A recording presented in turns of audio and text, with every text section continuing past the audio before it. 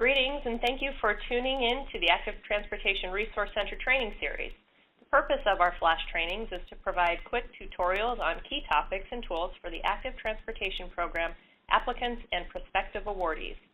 This training is part 2 of a 3-part series on the Transportation Injury Mapping System, or TIMS ATP Tool. The Active Transportation Resource Center's mission is to assist California's communities, tribal areas, and schools with resources, technical assistance, and training to help implement active transportation projects.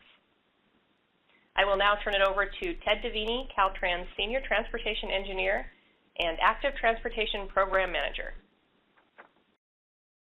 Thank you, Jane. I'm excited about this opportunity to present on the TIMS ATP tool. As you mentioned, the flash trainings on the tool are broken into 3 parts. The first part that was already posted online was a general discussion of the new TIMS tool and how it works. In this training, we will be talking about infrastructure projects and providing step-by-step examples of how to complete 3 different infrastructure projects. And the last flash training will be on non-infrastructure projects. So today's learning objectives are, 1, to go over part 1 very briefly. The majority of this flash training will be providing a live demonstration on the tool's 6-step process. And we will end with providing information on how to answer the Cycle 4 application form relating to this safety question. So part 1 of the flash training covered a general overview of the TIMS tool and a background on why the tool was developed for the Active Transportation Program. It also talked about how to use the tool to capture the required maps and data summaries that the application form required. And it went over how to analyze the maps and the summaries to address the detailed safety analysis expectations. And finally, part 1 went into details on how to maximize the value of the TIMS ATP tool. At this point, we're going to go into a live demonstration of 3 individual infrastructure projects. We will be going through the 6-step process outlined here. Okay, so here we are using Internet Explorer, and we are at the link shown up here, which is tims.ucberkeley.edu, and you should see a home page like this. You'll see that I'm signed in on Ted Davini, and when you first come to the page, it will say sign in, and if you don't have an account, you can quickly create an account, and then once you have that account, your name will show there, and you'll come down and you'll pick the ATP Maps and Summary tool. If you look right here, there's a note for first-time users, and that talks about going to the Help menu up here to see a set of step-by-step instructions. When you click on the Help menu, you can see specific instructions for all tools within the suite of TIMS tools, and it comes down to where you're at on the ATP Maps and Summary data, and it provides detailed instructions for each part of filling out and working through the TIMS tool. And that opened up a separate tab at the top. So I'm going to go back to my main tab. So the first example I'm going to do is going to be an urban example, and it's going to be in the city of Sacramento. They recently had a project funded. So I select the city. Next, you want to make sure the criteria shown here that check boxes match your expectation. I'd like to recommend that to start with, you consider expanding out the number of years. And what this will do is allow you to look at better crash trends, and then you may choose to lower the years down later on. But as you can see, I've maximized the number of years from 2006 to 2017 data. This next chart down here tells me all of the crashes within the city of Sacramento. and you see there's been 2,700 bicycle crashes during that time and 2,500 pedestrian crashes. So that completes step 1. So now we're going to go down to step 2. And you're starting with the view of the entire jurisdiction. And I know my project is on Broadway, and I'm familiar enough with this jurisdiction that I can just click right here in the center of my project limits. And I can see that this 3x3 box, that's the default box size, fits around my project. If my project was longer, and let's say it went out into Oak Park, I may have to come up here and select a larger box size.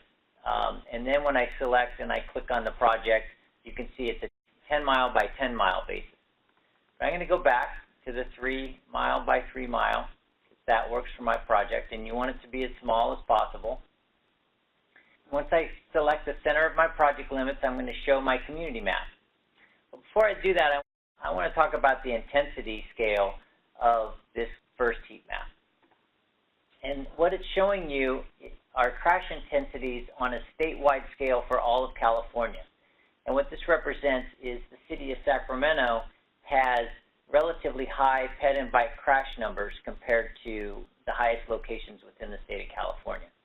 Part of it is skewed higher because we maximize the number of years, so we have more crash data being shown. But you can tell that the city of Sacramento has several hotspots. Later in my other examples, you'll see something very different. So now we're going to go to the community heat map, which is within the local community of our proposed project. Now, our project is on Broadway, which is this street right down here. To show my project limits, it's a straight line, so I can use this line tool. And it started somewhere. I don't have the exact limits, but I need to make sure I'm on Broadway. And I can make one line down to there. And I double-click the last point, the home, and that shows me my project limits in comparison. So before I go down, at this point I can go to my project area collision map, but before I do that, in this particular case, my project from this view does not have as many crashes as some other places nearby to my project. So as an applicant, I'm going to need to explain why I'm picking this Broadway project as opposed to some of these other hotspots. And this is going to be something that the applicant would want to discuss in their application. And they'd want to describe why is the Broadway project limits the jurisdiction's top priority when there's higher crash locations nearby. And there could be many reasons for that. One, for instance, could be that there are other studies or other projects going on in the areas with higher crash concentration. Okay, now we're looking at the project-specific collision map. So this clearly demonstrates why this is a top priority. You can see that there's crashes throughout this corridor, and quite a number of them. The neat thing about this map is you can click on any one of these crashes, and when you click on a crash, it gives you more information on that crash. So you can find out what was involved in the crash and some other details. A neat thing is where it says click here for Street View Profile. If you click there, the tool instantly takes you to another screen which provides you more information about that crash. Up here in the top right, you get to find out about who was at fault. In this particular case, the CHP reported that the pedestrian was at fault. It also lets you know what information happened right before the crash happened. You know, what movements preceded the crash. That can be very useful for the safety professional trying to get a feel for what's going on. Another aspect on this page is this Street View. And you can double-click on this map, and it takes you to Google Street View. And in this, you can zoom around and you can see the exact location of what happened with the crash. So you can see a sidewalk. You can see it had sidewalks. There's crosswalk there. Another really valuable tool here is if you click over on the top left where it says Street View and you show a date, it gives you a date of what the street looked like. So you can see what the street looked like at different years that Google went through. What this will allow you to do is see how the corridor changed over time, because you'll find that this may be very useful when you're looking at crash trends, when you're looking at your bar charts at the end, to see improvements may have happened at a specific time, which would kind of justify maybe where the crashes went up or down. The other thing I want to point out is that we are now in a separate tab, so I can go back to the main tab and continue on.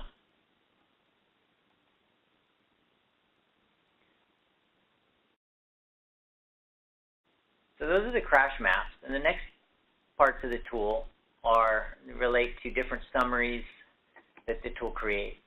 The first two summaries are specific to the ATP tool, and they're built into this ATP tool.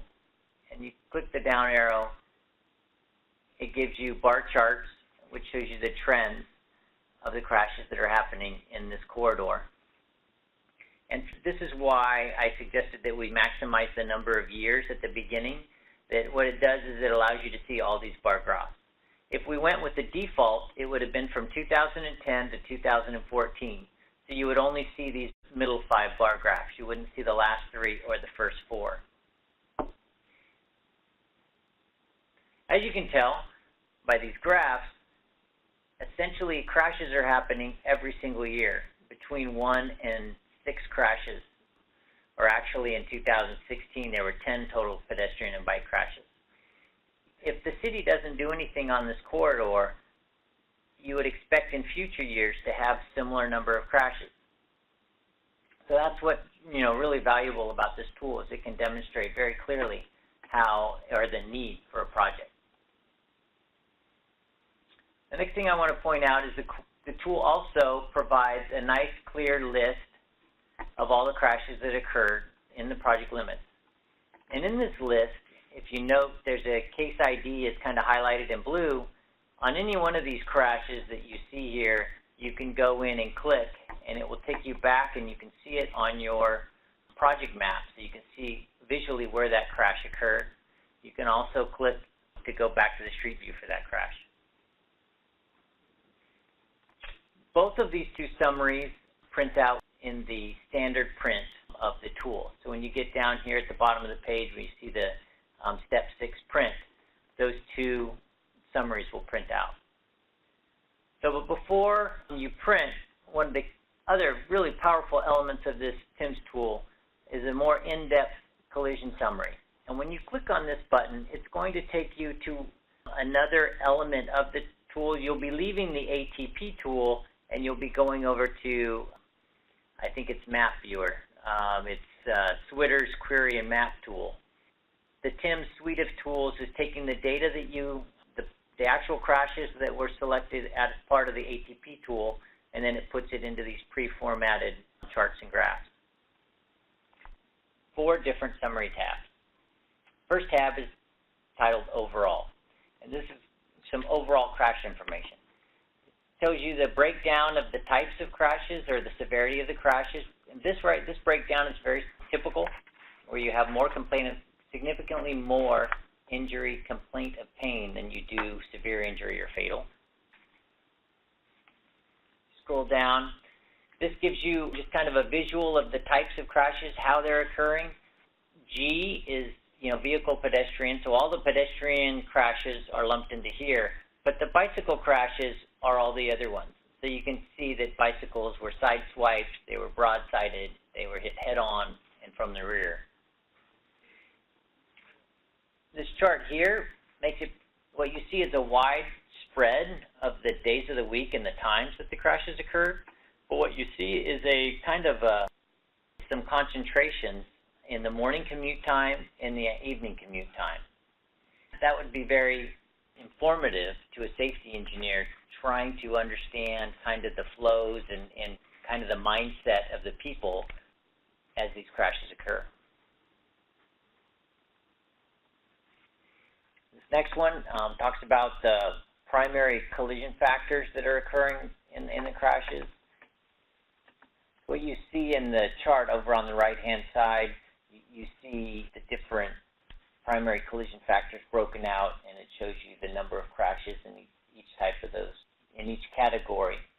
You want to focus on the higher percentages and count numbers, and a couple that stick out is, 23% the pedestrian had the right-of-way, whereas 12% the automobile was deemed to have the right-of-way, and yet pedestrian violation of one type or another. The next tab that we'll talk about breaks these down a little bit different way. So going back up to the top, you can now click on the Victim Summary tab. And when you do this, the first chart that comes in is the same as the first chart in the overall tab. It breaks it down by crash severity. The next chart here provides a quick breakdown between pedestrians and bicyclists. In this particular case, you'll see there's also a few driver or passenger injuries. That's somewhat rare often when just looking at active transportation crashes, but it essentially means that the driver of the actual vehicle got hurt. This chart talks about safety equipment, and a lot of times for active transportation, and this can be very useful when dealing with motorized vehicle crashes, but in active transportation crashes, it tends to not be as useful, although sometimes you can see where a helmet was being used for a bicyclist. And I guess if you had a spike where you had a higher percentage of crashes where helmets were not being used, that could justify maybe a non-infrastructure program to focus on helmets. But in general, I think that this chart is more useful for motorized. Then when you come down, you'll see this chart, which I think is very valuable for active transportation applicants. In this particular case, on this corridor, you see a spike in ages of essentially high school students and young adults. So you have a younger crowd utilizing this corridor, and so you need to look at the general mindset of that younger crowd, and the proposed infrastructure improvements should address kind of some of the typical actions and behaviors that they may exhibit. And for this project that we're looking at, this Broadway road diet, it's perfect because it takes the double, somebody not paying attention, crossing a crosswalk, you only have to cross 2 travel lanes versus 4 travel lanes. And what's called a double threat scenario on a crosswalk goes away. The other thing that this applicant might want to talk about is the fact that there is a large spread out. The overall age spread is pretty good. And so you also have older adults that you need to look at too. The final tab that I want to focus on is this PED collision summary. And now the first 2 tabs are looking at PED and bike crashes. This last one is just looking at a PED collision summary. Currently, the TIMS tool does not have a bike collision summary that just looks at bike crashes. That might be a future improvement.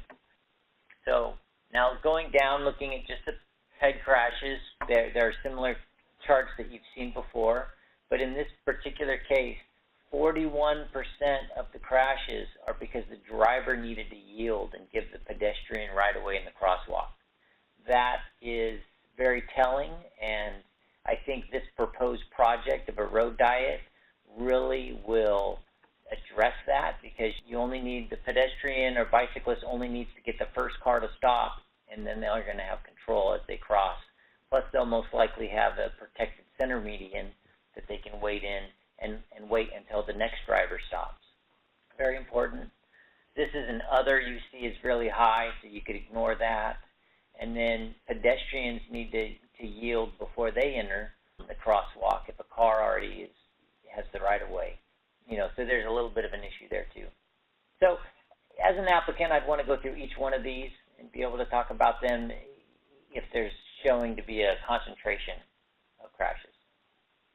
The next chart is just another way of breaking this data down. And so you end up with 72% of the crashes are occurring when the pedestrian is crossing in the crosswalk. Again, that's something that an applicant would really want to stress. Here you see this breaks it down by time of day and the lighting. You can see that there are no crashes that are happening without street lights, so this corridor already has street lights. There is a pretty good amount happening, when it is dark. If this project, if the agency wanted to add additional lighting, I think this would give them justification for providing improved lighting at the crosswalk. The next chart breaks it down by weather.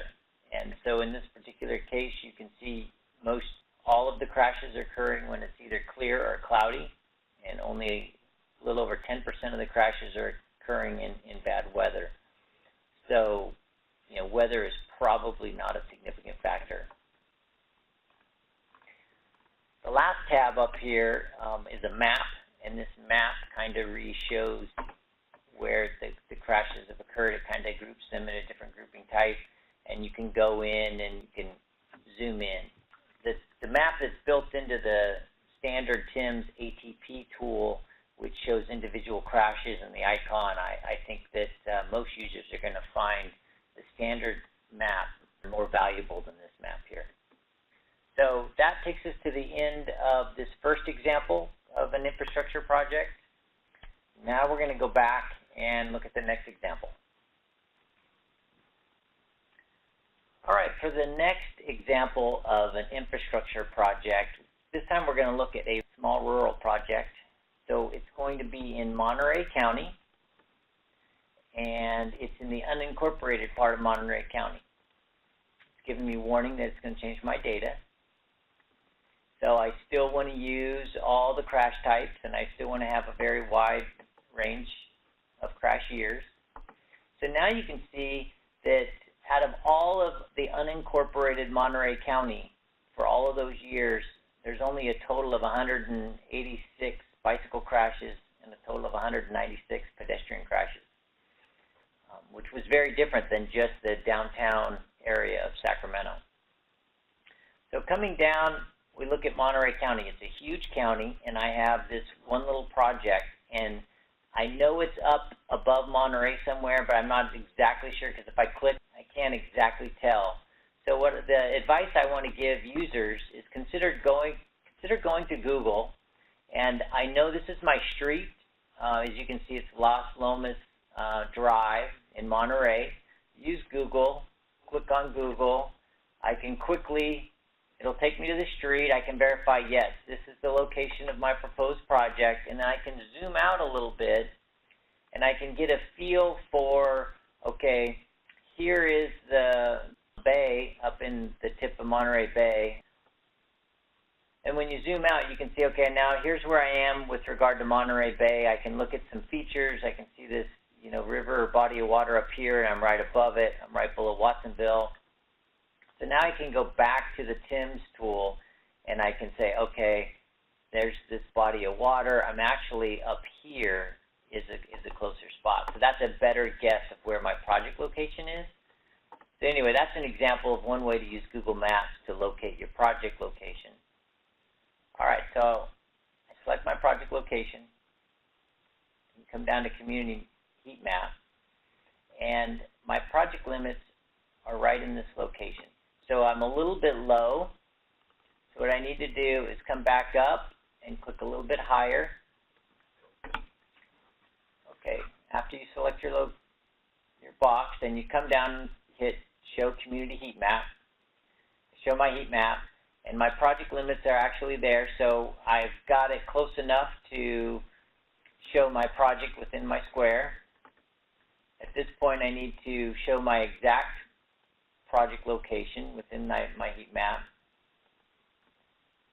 and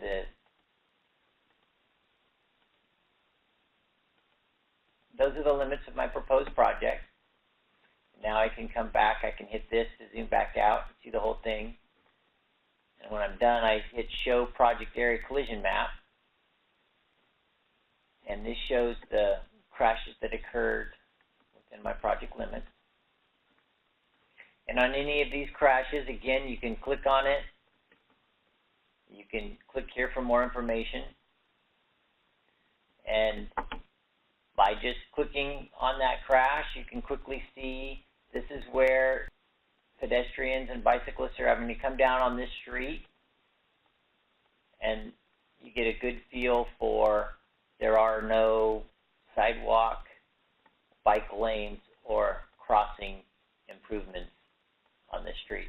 You know, it just so happens you can see an ice cream truck there blocking a path of travel. If you were a bicyclist, you'd have to go around that out in the street.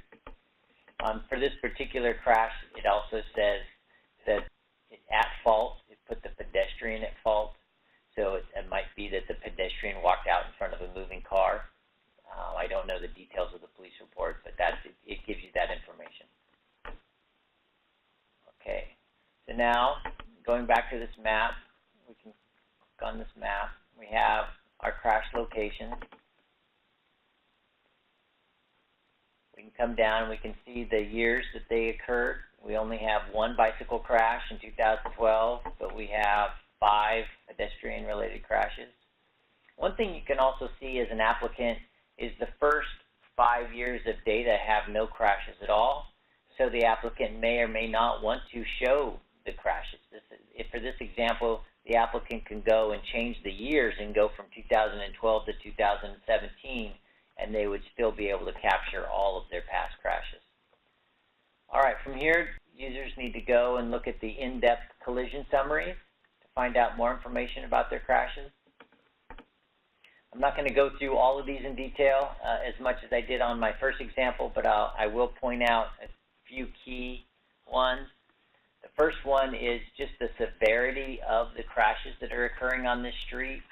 I think it's worthy for the applicant to point that out in the application, is that the percentage of fatal and severe injury crashes are significantly over the norm, meaning that out of the few crashes that do occur, there's a high likelihood of death or severe injury.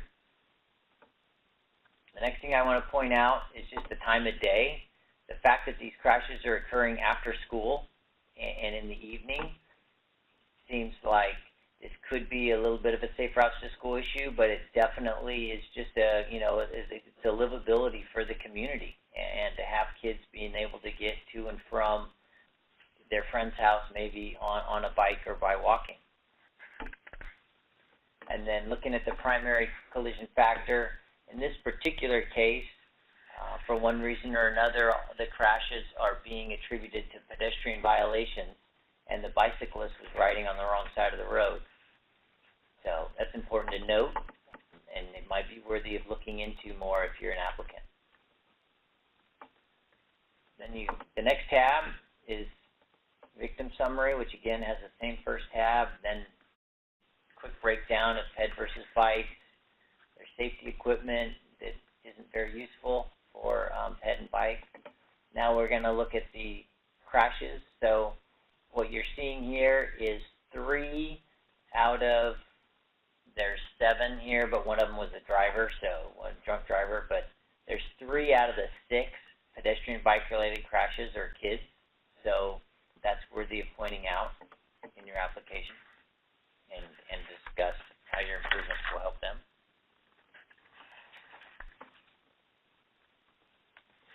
The next tab is just focused on pedestrians.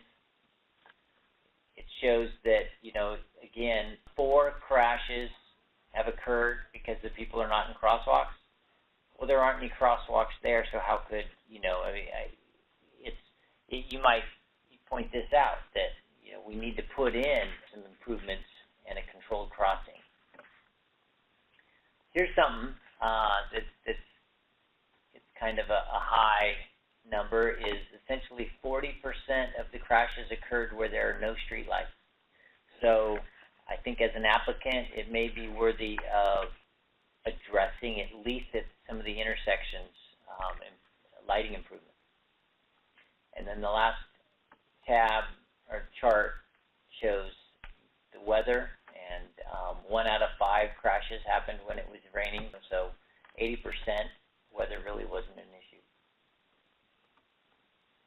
The last tab I will show on this one, because it can be useful to, if you zoom out, you just get a feel for this map. I do think in this particular case it's worthy of showing where these crashes are occurring are down kind of where everybody in this neighborhood has to drive through to get out to the main street. And maybe some drivers that are up higher up in the neighborhood aren't as focused as they approach the main street, and they're focused on getting to where they want to get to. But it also is the only place that pedestrians and bicyclists can, they're forced to travel in the street currently. And it kind of helps explain the need for these infrastructure improvements. So there's a good example of a rural, and now I'm going to move on to our final example. Okay, the final example that we're going to show for infrastructure projects is going to relate to an infrastructure project where it's a new trail. There's a lot of questions about, if I have a new trail, how do I deal with crashes, because there aren't any past crashes on my trail. So I'm going to give you an example of a project that has been successful and how that successful project may have been able to use this TIMS tool to help justify safety issues. The project is in El Dorado County, so we come up here, click El Dorado County, and it is in the unincorporated area of El Dorado County. It's giving me a warning that it's going to change my data, which we want.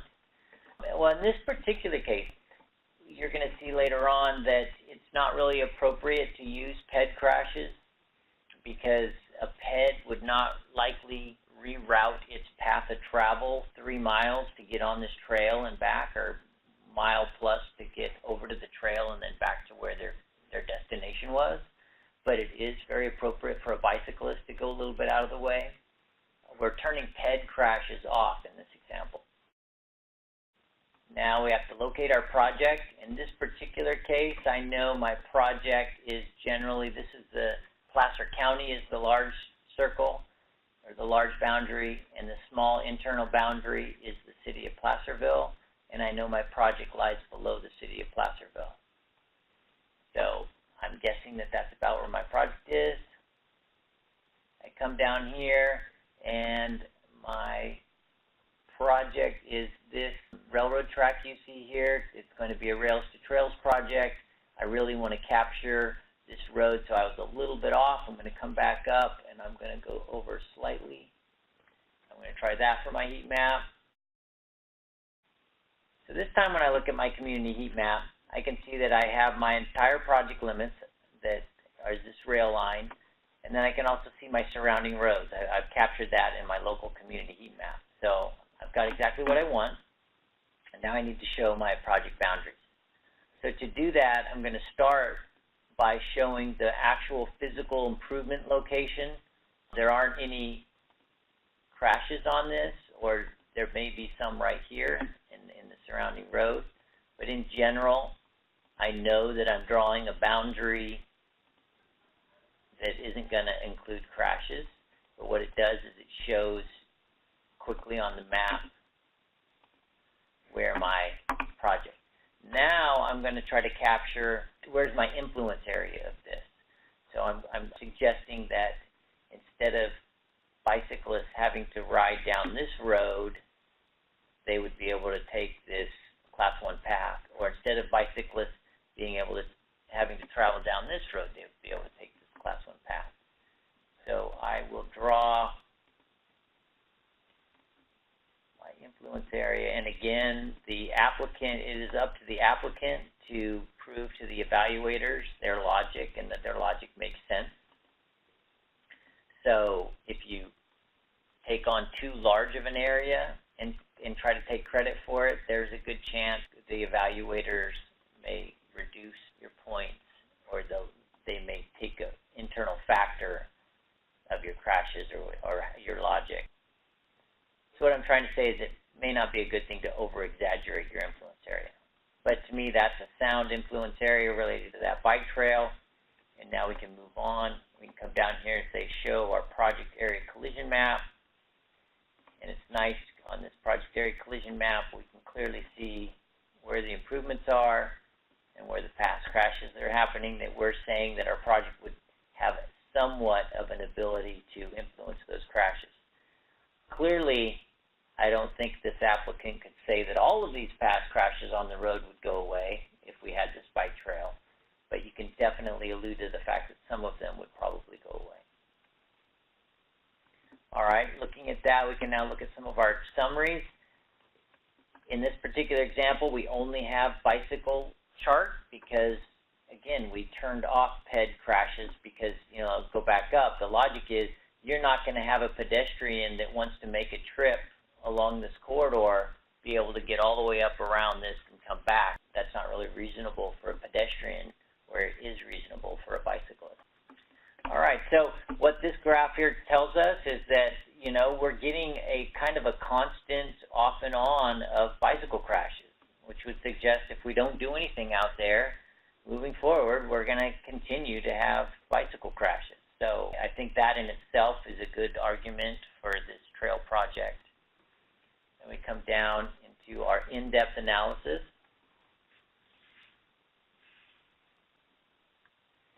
Okay, looking at our overall tab, we can see our severity. This is pretty typical severity, meaning that there's not that many fatal and severe. We come down here and look at our crashes.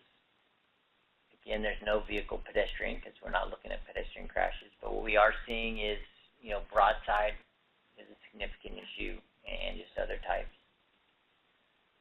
Come down, look at days of the week. They're kind of all over the place, which suggests that it's not necessarily just a commute time, maybe it's a recreational, but I don't know, it would be up to the individual applicant knowing the location to see if this is worthy of pointing out or if there's something to be seen here. And this one, look at what's causing these crashes, drivers or bicyclists bicycling under the influence. I mean, that's really hard to fix with your typical Class 2 bike lane or something. That might not be fixable, but moving a Class 1 trail, moving them all the way, separating it, whether it's the driver or the bicyclist that's drunk, you have a significantly less chance of a major crash. It's on a Class 1 trail, I would think. Wrong side of the road, that's a bicyclist riding on the wrong side of the road probably, and that's going to go away with a Class 1 trail. Improper turning, again, you're separating completely. So you can talk about that as an applicant. Next is the victim summary tab. Coming down here, the biggest thing I want to point out is your spread of age. In this particular case, it's pretty widespread. You don't have any 14 and younger, which you would kind of expect in these rural high-speed roads.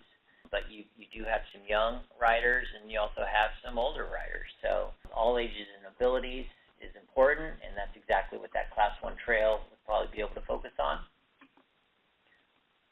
The tool does not allow you to even show a PED summary because there aren't any PED crashes. All right, that wraps up our final infrastructure example, and now I'm going to go back to the slides. Okay, so we just finished up our live demo for infrastructure projects. We went through these steps, and I have a few more slides to cover. Now that the applicant has gone through the TIMS tool and got all the data and looked at and analyzed the graphs, summary, tables, they're ready to go to the application and address the safety question. The safety question is broken into two parts. The first part clearly expects the applicant to reference the heat maps, collision maps, and summaries, and to use that and talk about why the proposed project limits are one of the agency's top priorities. And what's important there is the agency needs to show at the larger agency-wide heat map that the project is at one of its higher crash locations. And if that isn't clear, at a minimum, the community map around that specific project, hopefully there is high crash concentration in the project limits that the agency can clearly show on the map.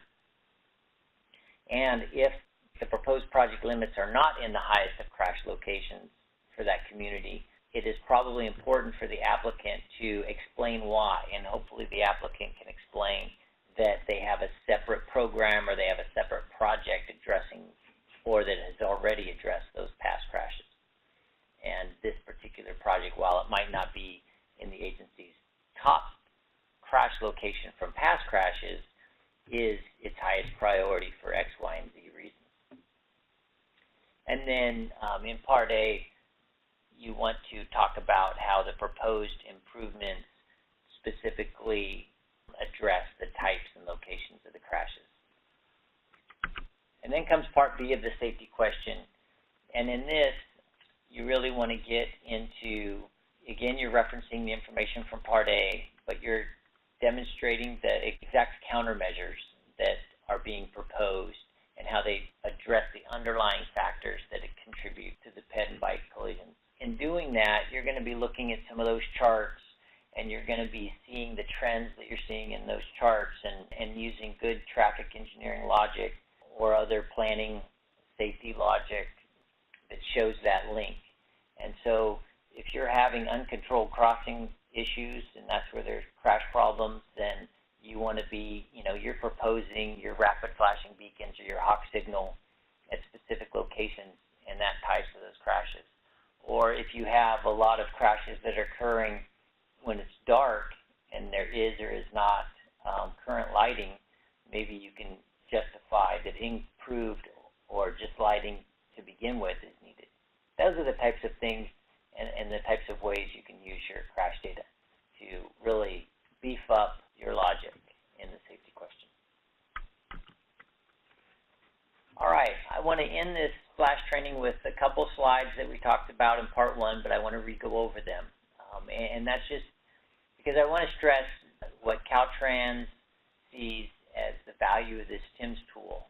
We really think that TIMS tool is going to help evaluators, and it should help applicants sell their story or tell their story and explain it, but it also should help evaluators really compare projects from one application to another very quickly. But beyond Cycle 4 and beyond the ATP, we really want to have local agencies and community members use the TIMS tool to assess their overall transportation safety plan. And at least we hope it can help them in their efforts. And we hope that the TIMS tool will allow local agencies to prioritize their limited transportation funds to projects that can most effectively address the safety issues that are occurring. I also want to stress our goals for continuous improvement. Both Caltrans and UC Berkeley want to, and we envision improving this tool moving forward. So as you complete your application, if you see ways or you have suggestions for additional maps or additional charts that would allow your agency to better understand what's occurring in past crashes, we would encourage you to send those suggestions to UC Berkeley at the link here. UC Berkeley, at the end of this call for projects, is going to summarize all the suggestions that they receive, and they're going to provide them to Caltrans. I also want to point out that please do not send UC Berkeley general active transportation guidelines or application questions. Those questions need to go to your Caltrans District ATP coordinators, and there's a link here to get their information. With that, I want to say thank you, and just really that the California Transportation Commission and Caltrans really appreciate all your efforts